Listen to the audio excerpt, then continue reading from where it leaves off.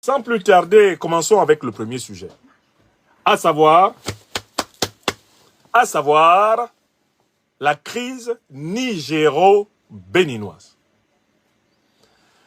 Tout le monde a bien vu, et il faut toujours commencer dans cette crise par une rétrospective. Comment? Le président de la République du Bénin, Patrice Talon, dressé sur ses ergots et soutenu par la CEDEAO néocolonisée sous le contrôle du néocolonialisme français et de l'impérialisme occidental, a, courant 2023, déclaré la guerre au peuple africain du Niger. Quand Patrice Talon déclarait la guerre au peuple africain du Niger, il n'a pas consulté le peuple africain du Bénin. Il n'a même pas consulté les institutions justes du Bénin, c'est-à-dire notamment le Parlement, où sont réputés être rassemblés les représentants du peuple béninois.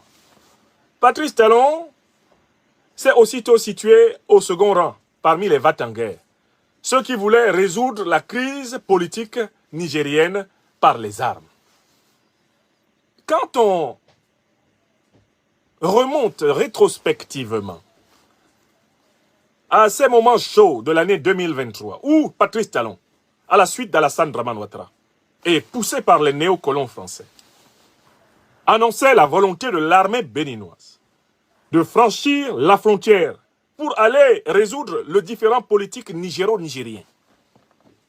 Quand on se remémore les circonstances dans lesquelles les déclarations du conglomérat de chefs d'État accroupis de la CEDEAO néocolonisée, le contexte dans lequel leurs déclarations ont été formulées, on se rend compte que l'Afrique de l'Ouest revient de loin.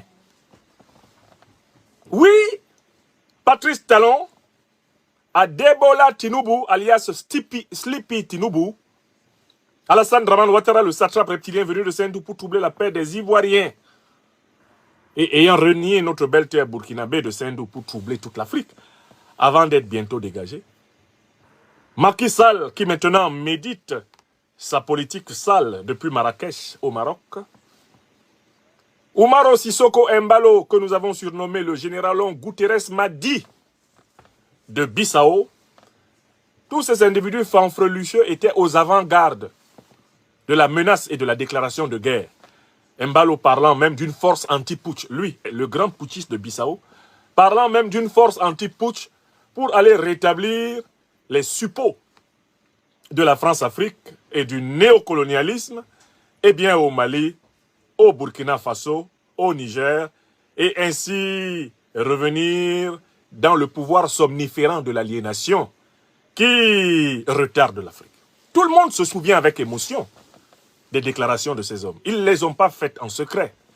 Ils les ont faites publiquement.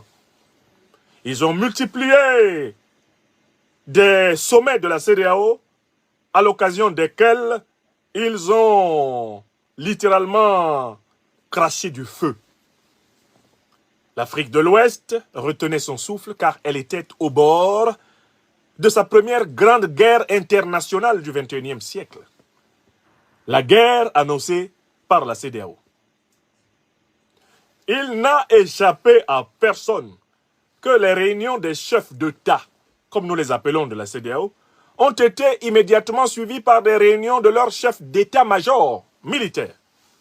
Les principaux chefs des armées des pays néocolonisés de la CEDEAO se sont réunis par plusieurs fois. Et ils se sont réunis devant des cartes géographiques où on les voyait pointer leurs bâtons misérables sur les cartes du Niger, du Burkina Faso et du Mali. Ces choses ont eu lieu sous vos yeux. Vous êtes maintenant près de 4000 personnes rassemblées sur nos chaînes YouTube, Facebook et TikTok. S'il vous plaît, continuez d'inviter vos réseaux ici à l'émission du rappel qui sauve. Le rappel sauve l'âme, disent les Écritures. Tout le monde vivant en 2023 a vu des militaires, des chefs militaires de la CEDEAO se réunir et dire qu'ils étaient prêts à attaquer le Niger. Tout le monde a vu qu'on se préparait a réalisé sur le Niger l'opération que l'OTAN, avec à sa tête les États-Unis de Barack Hussein Obama, fils traître de l'Afrique, l'OTAN avec à sa tête Nicolas Sarkozy de Nagui Bokcha, le franco-hongrois désormais repris de justice, l'OTAN avec à sa tête David Cameron, qui est de nouveau ministre des Affaires étrangères de la Grande-Bretagne, ce qui est un danger pour le monde. Cette OTAN, tout le monde a vu comment, en coalition illégale, illégitime et criminelle, elle a attaqué notre terre africaine de Libye, assassiné le guide Muammar el-Kadhafi, avant que, grâce au lanceur d'alerte Julian Assange, et à travers l'épisode de Wikileaks, nous n'apprenions les vraies raisons derrière la soi-disant démocratie qu'il comptait venir promouvoir. Oui, les emails de Mme Hillary Clinton, révélés par le grand scandale Wikileaks, nous ont permis de savoir pourquoi la Libye a été attaquée et pourquoi Kadhafi a été assassiné. Les emails de la secrétaire d'État américaine, bras droit de Barack Hussein Obama, en 2011, Mme Hillary Rodham Clinton, nous ont permis de savoir qu'ils ont attaqué la Libye non pas pour la démocratie, non pas pour les droits de l'homme, non pas parce que Muammar Kadhafi, le guide de la Jamahiriya arabe populaire socialiste libyenne, se serait préparé à génocider son peuple, fait qui n'a jamais existé. Et ils ont attaqué et saccagé la Libye parce que Kadhafi se préparait à mettre en place une monnaie continentale dinar-or qui aurait détrôné le dollar, l'euro et le franc CFA.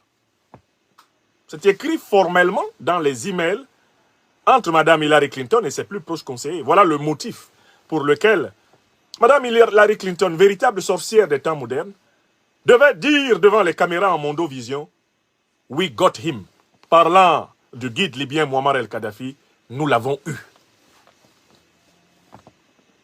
Cette dame est porteuse d'une dette de sang immense qui la poursuivra dans cette vie et dans les autres.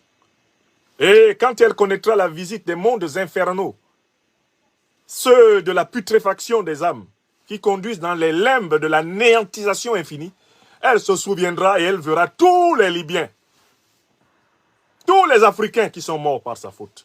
Elle et son patron, Barack Hussein Obama, que nous avons vomi. Car nous sommes de ces Africains du monde qui ont sorti leur carte bancaire pour contribuer aux campagnes électorales de Barack Hussein Obama aux États-Unis. Moi, j'ai donné mon argent. J'ai pris ma carte bancaire et j'ai financé la campagne de Barack Obama. J'ai été sur ce site. Donate Now, j'ai donné. Pour que, finalement, ils nous trahissent et viennent à la tête d'une coalition de démons saccager la Libye. Et après le saccage de la Libye, organiser l'invasion du Sahel par deux organisations terroristes créées par les services secrets occidentaux, Al-Qaïda et l'État islamique. Ce sont eux qui les ont créés. Ces deux organisations terroristes ont été chargées d'envahir le Sahel. Le Burkina, le Mali, le Niger. Il fallait les envahir pour obliger les dirigeants de ces pays à accepter le repositionnement des forces militaires de l'OTAN sur tout le sol africain, afin de continuer le sempiternel pillage de l'or, du manganèse, du cobalt, de l'uranium, du pétrole, du diamant, du lithium, bref, des richesses qui font que nous, Africains, en fait, nous sommes les hommes et les femmes les plus riches de la Terre. Chaque Africaine, chaque Africain vivant est potentiellement milliardaire. La Terre d'Afrique a tout ce qu'il faut pour que nous soyons ce que nous fûmes pendant plus de 4000 ans. Les princes gouvernants de ce monde. L'humanité est née en Afrique. Et ce n'est pas un hasard si c'est le continent africain qui a tout ce qu'il faut pour l'humanité. Je recommence. L'humanité est née en Afrique. Et ce n'est pas un hasard si le continent africain possède tout ce qu'il faut pour toute l'humanité. Pas seulement la richesse matérielle, mais également la spiritualité la plus hospitalière. la spiritualité la plus fraternelle. La légendaire tradition de l'humanisme africain n'a jamais été dépassée par aucun continent. Il n'y a pas de continent plus humain, plus accueillant, plus hospitalier, plus solidaire sur cette terre que l'Afrique. Au championnat de l'hospitalité, de l'amour de l'humanité, l'Afrique torturée demeure la championne. Si on devait prendre comme critère l'amour du prochain pour évaluer les civilisations continentales, l'Afrique serait la civilisation la plus haute de la planète. Car c'est une civilisation qui, dans toutes ces micro-civilisations dites nationales aujourd'hui, inscrit l'amour du prochain comme poteau mitant de l'éducation des enfants. Jésus de Nazareth s'est fait remarquer en Judée par la maxime de l'amour. Aime ton prochain comme toi-même. Mais cette maxime de l'amour est la règle de l'éducation traditionnelle africaine. Elle est au cœur des 42 lois de la Mahat qui enseignent de s'efforcer de pratiquer en toutes choses la vérité, la justice et la solidarité. Ce que mes ancêtres Bassa Bantou appellent Telepsep. S'efforcer de se tenir autant que possible droit parmi les hommes. Ne point faire aux autres le mal que nous ne voudrions pas que les autres nous fassent. S'efforcer de faire aux autres tout le bien que nous souhaiterions que les autres nous fassent. Tout le monde a donc vu comment cette association de démons appelée OTAN, cette coalition de puissances néocolonialistes et impérialistes qui, sous couvert de démocratie et de promotion des droits de l'homme, ensanglante l'Afrique depuis 600 ans, tout le monde a bien vu comment cette association a instrumentalisé en mondovision la CEDEAO pour attaquer notre patrie africaine du Niger. Et tout le monde a vu comment, in extremis, des Africains redressés, verticalisés, à la tête desquels le président Assimi Goïta du Mali, le président Ibrahim Traoré du Burkina Faso, le président Abdourahmane Tiani du Niger, des Africains vertébrés qui possèdent une colonne vertébrale, des Africains debout et qui incarnent l'Afrique debout, les 3 étoiles polaires de la révolution continentale africaine du XXIe siècle, se sont dressés comme un seul homme pour dire: celui qui attaque le Niger a attaqué le Mali, celui qui attaque le Niger a attaqué le Burkina Faso, celui qui attaque le Niger a attaqué tous les Africains conscients. Toutes les Africaines et les Africains éveillés. Même dans les pays de la CEDEAO, les peuples se sont levés au Bénin, au Nigeria, en Côte d'Ivoire. Les peuples se sont levés partout, au Sénégal, pour dire: ne touchez pas au Niger. Maintenant, nous connaissons vos méthodes inimitables, votre manière inimitable de vous asseoir nous est connue. Vos méthodes canines nous sont connues. Des délégations de chefs traditionnels partirent de notre patrie africaine du Bénin. Les maîtres du vaudou se levèrent pour se rendre au Niger et dire: nous ne nous reconnaissons pas dans les rodomontades de Patrice Talon. Talon ne parle pas en notre nom. Il n'a même pas consulté notre Parlement. Les parlementaires de notre patrie africaine du Nigeria se tinrent debout et se dressèrent devant le roublard Tinubu, qui était très heureux d'être libéré par eux de ses engagements farfelus de mener une guerre contre le Niger, alors que le Nigeria est le record, c'est le pays record des coups d'État en Afrique de l'Ouest.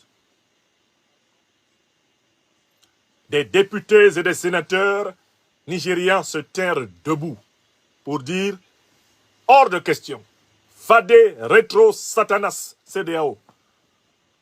Nous, représentants du peuple nigérian, ne vous autorisons pas à attaquer. Nous ne vous autorisons pas à attaquer nos frères nigériens. Le soldat nigérian qui franchit la frontière pour attaquer le Niger, il aura affaire au peuple nigérien. On va régler ça. Les peuples, on va régler ça. Tinubu, entendant un bruit de bottes dans son armée, craignant d'être lui-même renversé, se réfugia derrière le Parlement pour sortir du schéma de guerre. Tout le monde a vu. En Côte d'Ivoire, le leader de la résistance ivoirienne en exil. Parce qu'il faut toujours donner à César ce qui est à César et à Dieu ce qui est à Dieu.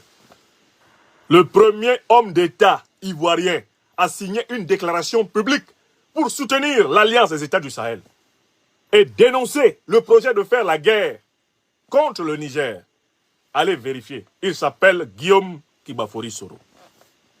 Oui, ça se passait en juillet-août 2023. Les dates sont là. Allez voir les déclarations. Guillaume Soro, au cœur de l'exil, se tient debout pour dire « Je m'insurge et je condamne tout projet de guerre contre le Niger ». Et ainsi, il relayait la voix profonde du peuple ivoirien braqué par Alassane Dramane Ouattara, privé de voix et de vérité sur son sol national et historique par un régime liberticide, ennemi des libertés d'expression, ennemi de la vérité, comme on le sait. Au Sénégal, il n'était pas encore au pouvoir. Tout le monde se souviendra de la prise de parole du leader de PASTEF, le camarade Ousmane Sonko, actuellement Premier ministre de la République du Sénégal, qui prit fait cause pour l'Alliance des États du Sahel, fait cause pour le Niger, contre Macky Sall, le vassal, et sa ministre des Affaires étrangères, Aïssata Talfal, qui était pressé de venir faire couler le sang du peuple africain du Niger, pour faire plaisir aux néocolons français, aux impérialistes otaniens. Le rappel sauve l'âme. Le rappel sauve l'âme. Le rappel sauve l'âme. Africaines, Africains, n'avançons dans rien en oubliant ce qui se passe. Celui qui oublie ou qui ignore son histoire est condamné à en répéter les déboires. Je recommence. Celui qui oublie ou qui ignore son histoire est condamné à en répéter les déboires, les erreurs. Vous étiez là en 2023. Le Tout-Puissant a voulu que nous soyons vivants sur la terre des hommes. Et grâce à la révolution numérique, que ces faits soient documentés par chacun d'entre vous. Chacune et chacun d'entre vous ici rassemblés est, sur ces questions que je viens d'évoquer, docteur des preuves. Car ça s'est passé sous vos yeux. Vous étiez là. On ne vous enseignera pas cela. Vous l'avez vécu. Alors, Talon, qui a donc tenté de tuer le Niger et qui a provoqué des morts au Niger par la fermeture des frontières, Talon se rend compte au bout seulement d'une à 3 semaines, qu'il a flingué l'économie béninoise. Pourquoi? Parce que le Bénin, qui est un pays en superficie très petit, le Bénin possède un avantage que le Niger n'a pas. C'est qu'il a une façade sur l'océan Atlantique. Du coup, il possède un port. Il possède un port important, le port de Cotonou. Talon, qui est supposément un homme d'affaires, n'a pas pris le temps d'examiner le type d'interactions qui font vivre le port de Cotonou au Bénin. Car s'il avait examiné la surface d'activité, le cahier de charges, s'il avait examiné les sources de rentabilité du port de Cotonou au Bénin, il se serait rendu compte que le port de Cotonou rapporte plus d'argent au Bénin grâce au Niger que grâce au Bénin. Je recommence. L'activité économique, l'import-export du Niger rapporte plus d'argent au Bénin grâce au port de Cotonou que l'import-export du Bénin. Pourquoi? Parce que le Niger est un pays plus vaste, avec des besoins plus importants, que ce soit à l'exportation ou à l'importation que le Bénin. C'est aussi simple que cela. Pourquoi? Parce que le Niger est un pays en émergence, puisque c'est un pays où on vient de découvrir toutes les hydrocarbures stratégiques dont la planète a encore besoin. Donc c'est un pays en croissance continue et exponentielle. C'est le pays qui a la plus grande croissance ouest-africaine actuelle. Le Niger. Si Talon était un chef d'État sérieux, et s'il était entouré de conseillers sérieux, il lui aurait dit, président, toute politique offensive envers le Niger est un suicide économique du Bénin. Voilà ce que la science de la pratique politique aurait appris à Talon. Si Talon avait adressé une sollicitation de conseil à l'Institut de l'Afrique des libertés, dirigé par votre serviteur ici présent, nous lui aurions adressé une note analytique, lui montrant qu'il n'avait pas intérêt à s'associer à la curée contre le Niger. Et de ce point de vue, Faure Gnassingbé a mieux vu. Faure Gnassingbé a mieux été conseillé. Lui qui est toujours membre de la CEDEAO avec le Togo, Faure Gnassingbé a mieux été conseillé que Patrice Talon. Il a mieux vu dedans. Faure Gnassingbé, lui, il a bien compris que toute attitude belliqueuse envers le Mali, le Burkina et le Niger consisterait à flinguer l'économie togolaise. Car le port de Lomé ne vit principalement que d'être un port intermédiaire pour des pays sans littoral.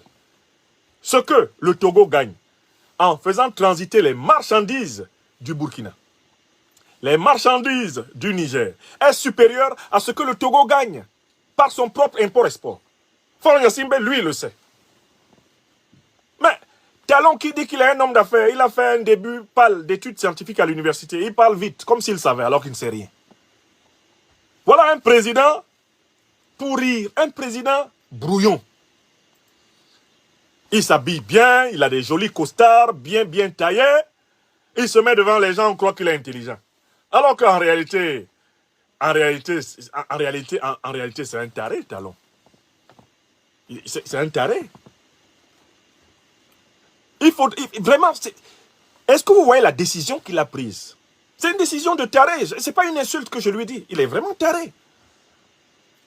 C'est-à-dire que c'est un type qui, en fait, qui réfléchit en étant guidé par ses désirs. C'est-à-dire qu'il prend ses désirs pour la réalité. La moindre analyse économique de la relation géoéconomique, géopolitique, géostratégique nigéro-béninoise aurait amené Talon à dire doucement, cette affaire de CEDEAO, ça va me créer des problèmes dans mon pays. Si je déplace bêtement les dominos contre le Niger, c'est moi Talon qui aurai des problèmes ici. Et ce n'est pas Emmanuel Macron qui va venir me sauver. S'il pouvait sauver quelqu'un, il aurait sauvé Bazoum. C'est-à-dire que si ce gars-là, il réfléchissait un peu, il regarderait ce qui est arrivé à Bazoum. Il regarderait ce qui est arrivé à Macky Sall. Et il se dirait, attention, en fait, les patrons, nos patrons-là, ne peuvent plus nous sauver. C'est-à-dire que quand je dis qu'il est taré, que mes frères béninois m'excusent, c'est quand même le président de la République du Bénin, je dis qu'il est taré en raison du type de raisonnement qu'il a fait. C'était un raisonnement de taré. Bon, le port de Cotonou, il vit grâce à l'import-export béninois et à l'import-export nigérien, principalement, qui est beaucoup plus important. Parce que le Niger, c'est un État de plus d'1 million de kilomètres carrés, avec des besoins immenses.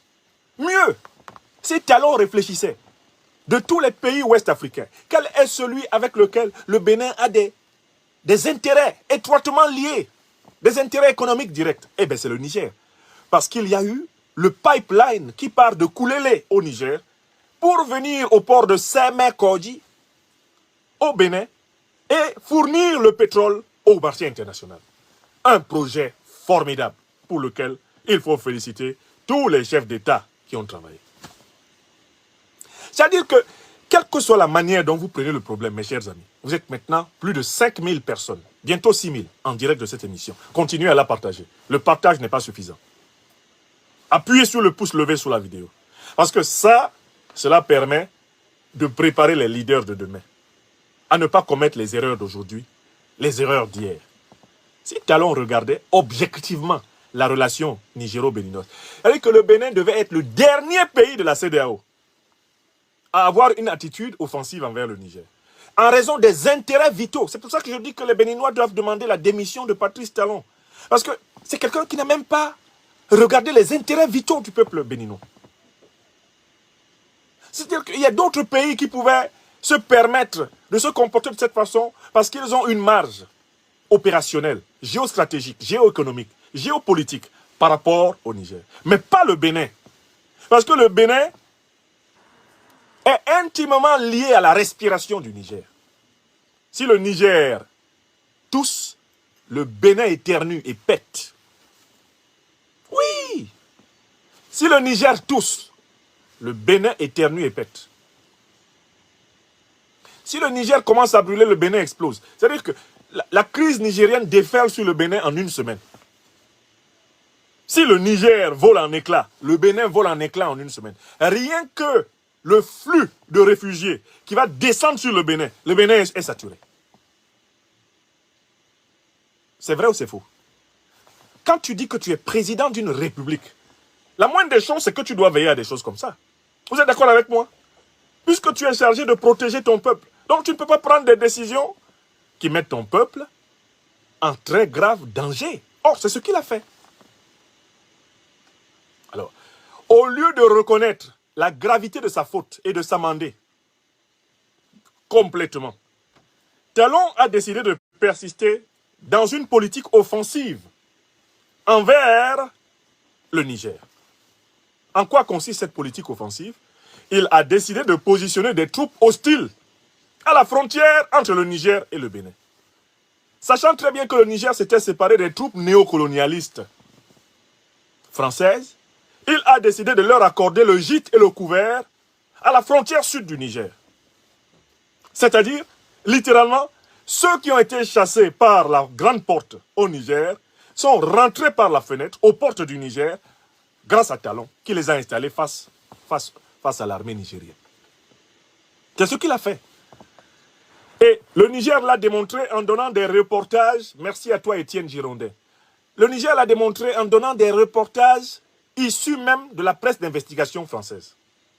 Le Niger l'a établi sans difficulté. Le Premier ministre du Niger, Ali Mahaman Lamine Zeyn, a donné une conférence de presse dans laquelle il a décliné toutes les preuves de la posture hostile et permanente du Niger du Bénin envers le Niger. Il a même cité les camps militaires. Il a même cité les camps militaires dans lesquels se trouvent les troupes hostiles. Il a même cité les camps militaires dans lesquels se trouvent les troupes hostiles. Oui ou non? Donc, au lieu de changer de politique, il choisit de persister dans la même politique, cette fois-ci par la voie de la ruse. Je vais poster contre le Niger, les troupes que le Niger a chassées de son sol, et je vais demander au Niger d'ouvrir sa frontière, et je vais faire semblant d'être revenu à de meilleurs sentiments. Et comme je crois être le plus malin et le plus intelligent de la sous-région, ainsi, je vais pouvoir punir les Nigériens, comme je l'avais promis par ma déclaration de guerre, tout en faisant semblant de coopérer avec eux. Mais c'est ce que le gouvernement du Niger a refusé. Le gouvernement du Niger, ayant vu la duplicité de Patrice Talon, lui a dit non. Et le peuple béninois soutient le gouvernement nigérien. Je recommence. Le peuple béninois soutient le gouvernement nigérien dans sa posture de méfiance envers Patrice Talon. Parce que ce sont même les Béninois, dans les reportages faits par la presse internationale, qui ont témoigné que Talon a permis le positionnement de troupes étrangères hostiles au Niger sur le sol béninois. Dans les reportages, ce sont même les Béninois qui témoignent en disant ils sont là, ils sont là, ils sont là, ils sont là, ils sont là. Donc, les Béninois ne sont pas d'accord avec la politique que Talon mène. Et ils le disent sur les réseaux sociaux. La plupart des commentaires de mes frères et sœurs béninois que j'ai lus sont des commentaires vraiment déçus de Patrice Talon. Il y a quelques brebis galeuses perdues, quelques tondus pelés, qui de temps en temps essayent de soutenir cet ennemi du peuple béninois qu'est Patrice Talon, mais c'est terminé. Il a perdu l'opinion béninoise. L'opinion béninoise est pro-CNSP du Niger. Oui. Et je parle en tant que fils adoptif du Bénin. Je suis un fils du Bénin. Il y a des familles du Bénin qui sont mes familles. Il y a des familles du Bénin où je suis chez moi. Des familles de militants traditionnels de Talon sont quittés derrière lui à cause de sa trahison de l'Afrique. Talon a perdu la base du peuple béninois avec laquelle il avait été élu président. Les Béninois le supportent à peine et attendent son départ. Mais certains d'entre vous pourraient en douter. Voilà pourquoi je voudrais donner la parole d'abord à un ancien président de la République du Bénin. Il s'appelle Nicéphore Soglo. Écoutez ce que le président Nicéphore Soglo a dit. Écoutez le résumé qu'il donne du conflit. Ce qui vous prouve que le peuple béninois est uni au peuple nigérien et aux autorités nigériennes dans la volonté de souveraineté africaine. C'est Talon qui est l'ennemi des deux peuples. C'est le régime de Talon qui est au service d'intérêts étrangers et anti-africains. Écoutez ce que dit un ancien président de la République. Parce que vous pouvez dire, ah, lui, c'est un intellectuel panafricaniste. Dès qu'un des États panafricanistes est attaqué, il sort pour le défendre. Oui, c'est vrai, je suis panafricaniste, je défends les États panafricanistes. Pion, comme on dit à Abidjan. Ok, on va donc donner la parole à un ancien président de la République du Bénin. C'est-à-dire quelqu'un qui a assumé les charges suprêmes de l'État béninois. Le président Nicéphore Soglo. Quand lui va dire ça, vous allez dire quoi? Quand Nicéphore Soglo va dire la même chose que moi, vous allez encore dire quoi? Il n'est pas béninois? Il est béninois, non? Bon. Comme moi, je ne suis qu'un fils adoptif du Bénin, nous allons donc donner la parole au président Nicéphore Soglo pour qu'il nous dise la lecture, qu'il nous donne une lecture béninoise de la trahison de Talon. Président Soglo, vraiment, quand j'ai écouté votre élément, j'ai dit, l'Afrique est réveillée. La vérité explose partout. Elle éclate et darde. Eh bien, la terre africaine tout entière, comme le soleil qui, eh bien, assure notre vie. Président Soglo, est-ce que vous êtes là? Venez nous dire ce qu'a fait cet individu. Un différent existentiel avec un pays frère qui s'appelle le Niger. Au moment où la CEDEAO fait partie de notre pays. Voilà, président, vous avez là la parole pendant 5 minutes. C'est notre pays à juger. Vraiment, je ne sais pas sur quels critères de dire, voilà, nous condamnons le Niger à la suite du fait que vraiment il y a eu un coup d'État dans ce pays. Si les gens font un coup d'État, ils sont les seuls juges de leur situation. Et le général Tiani et ses amis considèrent que la France est devenue leur ennemi, au même titre que les États-Unis d'Amérique.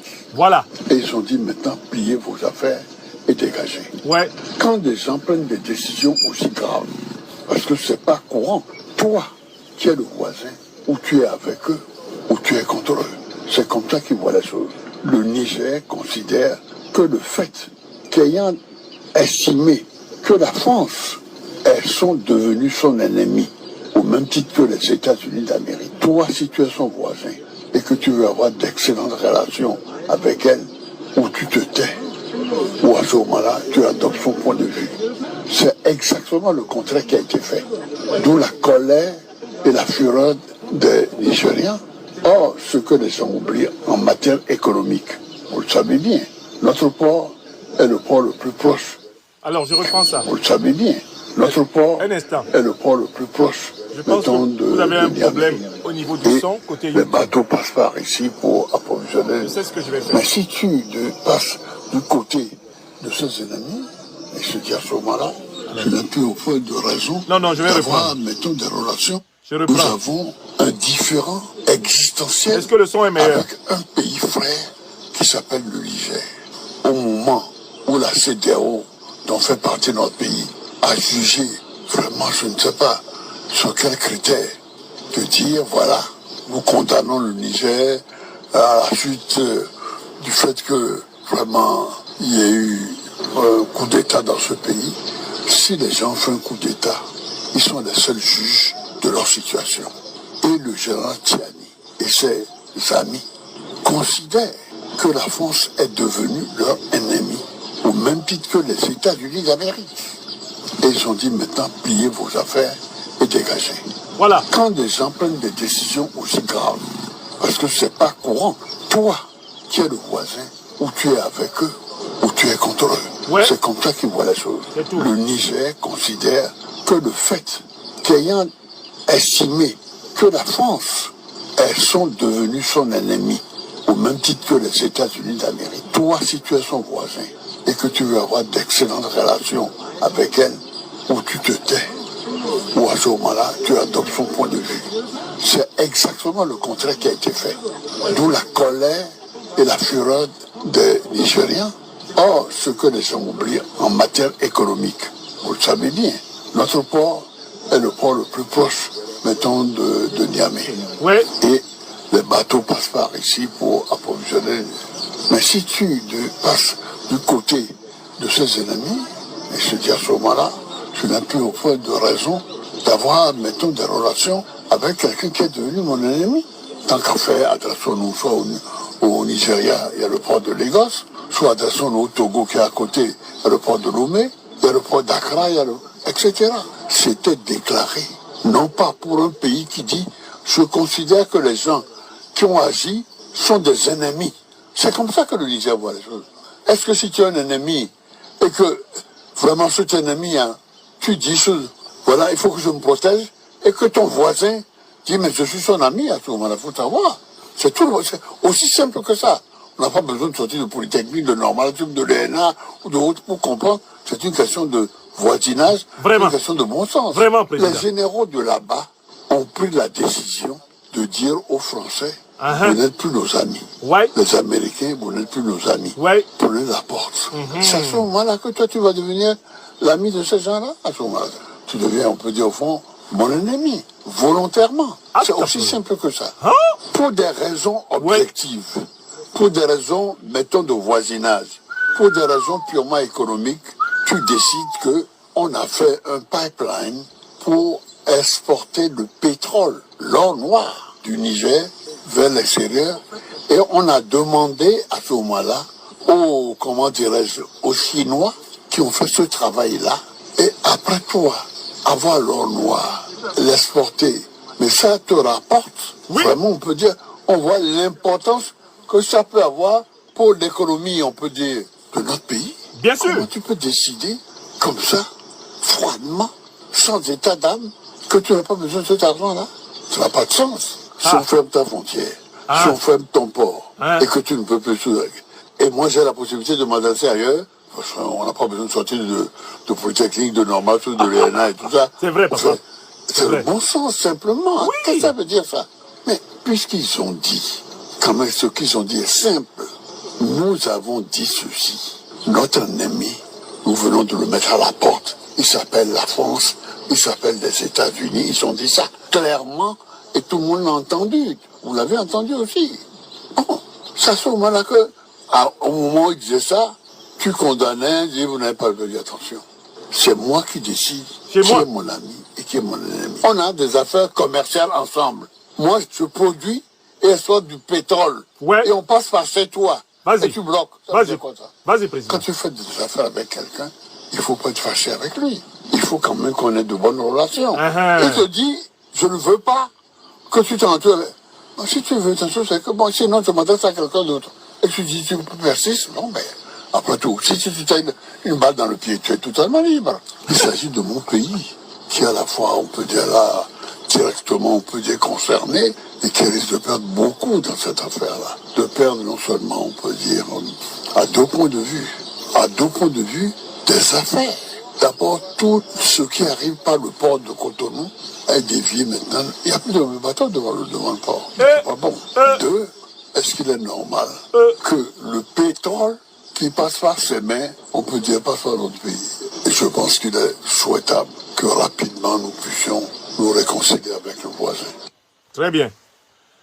Donc, est-ce que, mes chers amis, ce que le président Nicéphore Soglo, ancien président du Bénin, a dit est différent de ce que je vous dis depuis plusieurs semaines? Je voudrais d'abord que vous saluez votre serviteur. Est-ce que l'analyse que le président Nicéphore Soglo vous a donnée, est-ce qu'il y a une seule idée dedans que votre serviteur ne vous avait pas exposée? C'est l'ancien président du pays. Hein. Il a gouverné la République du Bénin. D'accord? Nicéphore Soglo. Voilà ce qu'il dit. Est-ce que vous avez noté la différence de la taille d'un papier cigarette entre son analyse et la mienne? Son analyse, elle n'a pas 2-3 jours. Hein. Il y a 48 heures à peu près qu'il a parlé. Moi, je vous dis ça depuis quand? Plusieurs mois. N'est-ce pas? Très bien. Mais, je voudrais insister sur le fait que Patrice Talon a été contraint à se soumettre aux engagements que le Bénin avait pris. Il y a été contraint. Et il faut que vous sachiez par qui il a été contraint. Il a été contraint par la puissance chinoise. La Chine est le pays qui a investi, qui a misé sur la construction du pipeline entre Koulélé et Sémé-Kodji. La Chine a investi massivement. Et il y a eu des accords, comme l'a rappelé le Premier ministre Mahaman Lamine Ali Zain. 3 accords successifs ont été signés pour encadrer l'exploitation du pétrole nigérien et la traversée du sol béninois. Tout a été calé. Tout a été clarifié d'avance. Vous comprenez? De telle façon que les accords précisent même que aucun problème ne doit être la source d'une décision unilatérale de suspension du passage du pétrole. Je vous ai donné une émission ici où je vous ai pris l'exemple de la situation russo-ukrainienne et même russo-occidentale. Je vous disais que au plus fort de la guerre entre la Russie et l'Ukraine, il y avait les gazoducs Nord Stream qui continuaient à acheminer le gaz russe aux Occidentaux. Il a fallu un sabotage des gazoducs Nord Stream par des forces stratégiques de l'OTAN, dirigées par les États-Unis, pour que l'Europe soit privée du gaz russe. C'est-à-dire que pendant que la diplomatie de l'Union européenne soutient l'Ukraine pour combattre la Russie, l'Union européenne continuait à recevoir du gaz russe. Elle a été coupée, privée de gaz russe, par le sabotage des Américains. Parce que l'énergie est utile à la vie. S'il n'y a pas d'énergie, il n'y a pas la vie. Donc les États sont obligés, pour leurs intérêts vitaux, je vous l'ai expliqué dans une émission précédente, de se procurer de l'énergie là où ils peuvent la trouver. L'énergie n'a pas de frontières.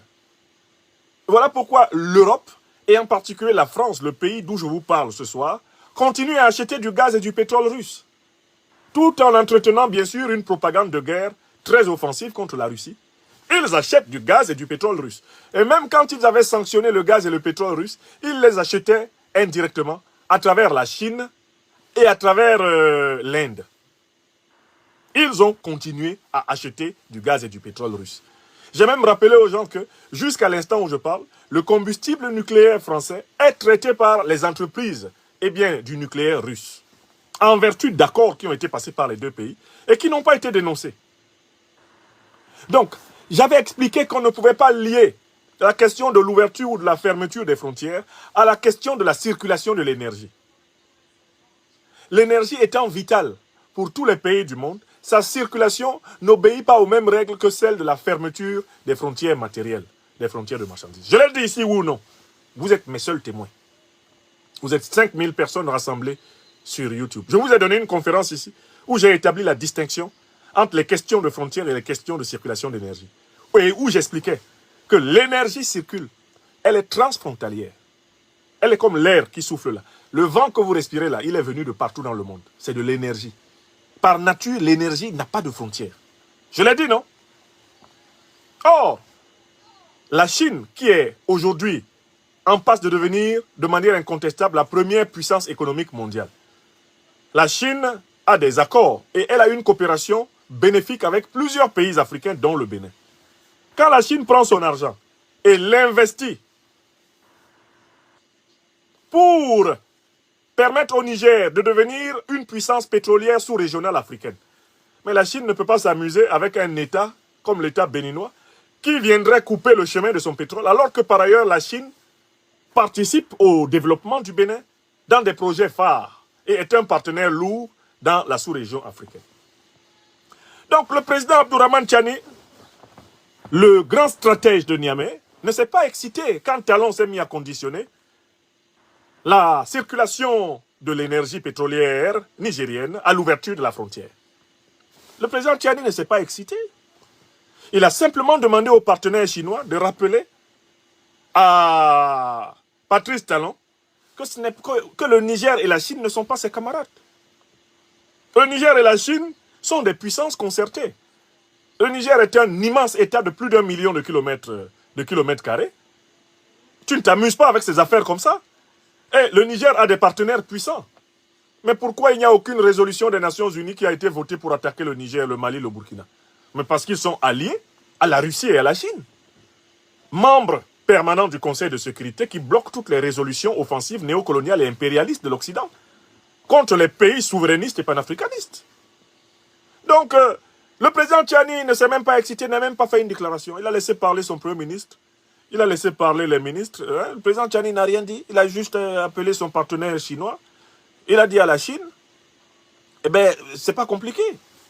Donc, quand l'oncle Xi Jinping s'est emparé de son téléphone rouge et a appelé, allô, je suis tout à fait au Niger, est-ce que je peux avoir le président du Niger, Patrice Talon? C'est Xi Jinping. C'est Xi Jinping. Ah, oui, allô, monsieur le président. C'est Patrice Talon. C'est Patrice Talon Soulier. En personne. Monsieur le président, que puis-je faire pour vous? Mais, Talon, tu t'amuses avec le pétrole de la Chine? Tu ne sais pas que sinon nos fâchons, tu vas tomber tout de suite? On ne joue pas avec la Chine. La Chine ne parle pas trop, mais on ne joue pas avec la Chine. Tu laisses passer le pétrole tout de suite, sinon tu vas avoir des problèmes avec la Chine. Tu ne vois pas comment les Américains tremblent devant la Chine? Mais, non, tonton, oncle Xi Jinping, ne vous énervez pas, vous savez, nous allons prendre des dispositions, vous savez, ça fait partie en quelque sorte des étapes expectatives de négociation avec... Talon, avec oncle Xi Jinping, on ne parle pas rapidement. Il ne faut pas parler rapidement avec moi. Tu parles doucement. Tu ne m'as pas vu comment j'ai calmé le premier ministre canadien? Moi, je gronde le premier ministre canadien devant la presse. Je lui dis, Justin, ce n'est pas comme ça qu'on fait avec le Chinois. Hein? Attention, hein? Il faut faire attention avec la Chine. La Chine ne parle pas, mais elle a un gros marteau. Il faut regarder son drapeau, il y a un gros marteau dedans. Tu t'amuses avec la Chine sort son marteau et tape. Attention, Talon. Donc, je te redonne... Oui, précisez les autres, s'il vous plaît. Précisez. Tu envoies ton ministre dire que le pipeline circule. C'est le pétrole chinois, c'est le pétrole du Niger. Attention. Est-ce que ça a duré? J'ai écouté le téléphone rouge de ces deux-là. L'oncle Xi a appelé Talon et a ramené Talon à zéro. C'est à ce moment que Talon a de toute urgence convoqué son ministre des Mines et de l'Énergie et l'a envoyé dire que le pipeline, non, il n'y a pas de problème. Mais pour essayer de sauver la face, il faut dire que c'est provisoirement ouvert, même si on sait que c'est définitivement ouvert. Il faut dire que c'est provisoirement ouvert. Vas-y. Ça donne donc l'exercice absolument incroyable que vous allez voir. Voici le ministre de Talon en train de rétro-pédaler les déclarations de son patron. Vraiment, c'est dur. La politique est difficile. Être ministre, là, c'est pas facile. Hein. Parce que j'imagine même que le ministre des Mines, là, il était allé voir le président de Talon pour lui dire, président, il ne faut pas faire ça. Il ne faut pas fermer la frontière avec le Niger. Ça va nous créer des problèmes. Pardon, il ne faut pas faire ça. Talon lui a dit, mais qui es-tu? Qu'est-ce que tu comprends à la vie? Qu'est-ce que tu maîtrises dans la géostratégie, la géopolitique? Moi, je suis un homme d'affaires depuis mes 20 ans. Tu sais, j'ai fait du million très tôt dans ma vie. Je ne sais pas qui peut m'enseigner quoi que ce soit ici au Bénin. Hein? Tu te calmes, sinon je te change. Hein. De toutes les façons, moi, je n'ai pas de problème. Hein. Je possède des CV. Hein. Si tu devrais... Le ministre a dit, pardon, patron. Pardon, j'ai compris. Maintenant, Talon prend le pauvre monsieur et il envoie déclarer le contraire de ce qu'il lui-même a dit il y a moins d'une semaine. Tout le monde a vu Talon ici, en train de nous dire il y a moins d'une semaine que si la frontière nigérienne n'est pas ouverte, le pétrole nigérien ne passe plus. C'est pas ce qu'il a dit. Vous étiez là, oui ou non, quand Talon disait ça. Tout le monde l'a vu, oui ou non. Si la frontière nigérienne n'est pas ouverte, eh bien nous aussi on ne va pas ouvrir, on ne va pas laisser passer le pétrole. C'est pas ce qu'il a dit. Maintenant on va écouter son ministre. Et son ministre a été formé à l'école de Talon, hein, c'est-à-dire l'école de la langue de bois. Patrice Talon, c'est le grand recteur de l'université béninoise de la langue de bois. Université béninoise de la langue de bois. UBLB. Talon, le grand recteur. Voici donc l'un des brillants professeurs de cette université. Voici l'un des brillants professeurs de l'université béninoise de la langue de bois. Le ministre des Mines de Patrice Talon. Écoutez le rétro-pédalage spectaculaire de l'individu. Et il faut surtout regarder l'homme qui est debout à côté de lui et qui le regarde avec sévérité. De telle façon qu'il a intérêt à faire sa déclaration rapidement. Vous allez voir, l'oncle Xi Jinping, a dépêché un de ses représentants pour faire changer d'avis à Talon. Talon a donc envoyé son ministre et regardez la scène. Hein. Le monsieur qui est à sa droite là, lui, il ne parle pas trop. Et il dit seulement, fais vite, Fais vite, on va partir d'ici rapidement. Ministre de Talon, fais vite, on va partir d'ici rapidement.